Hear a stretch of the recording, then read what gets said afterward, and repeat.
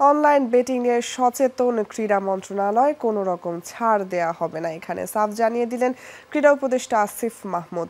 দুস্থ ক্রীড়াসেবীদের অর্থ সহায়তা অনুষ্ঠানে এসব কথা বলেন তিনি। আমরা এটাকে আইনের আওতায় নিয়ে আসছি। ইতিমধ্যে আইন মন্ত্রণালয় এবং স্বরাষ্ট্র মন্ত্রণালয়ের সাথে আমাদের আলোচনা হচ্ছে। যেহেতু যুব ক্রীড়া মন্ত্রণালয় সরাসরি আমাদের এটা বিষয় না হলেও, যেহেতু আমরা যুবকদেরকে নিয়ে কাজ করি, সেই জায়গা থেকে আমাদের একটা কনসার্ন আছে। আমরা আইন মন্ত্রণালয় স্বরাষ্ট্র মন্ত্রণালয়ের সাথে কথা বলে এটাকে পুরোপুরি আইনের কাভারে নিয়ে আসবো।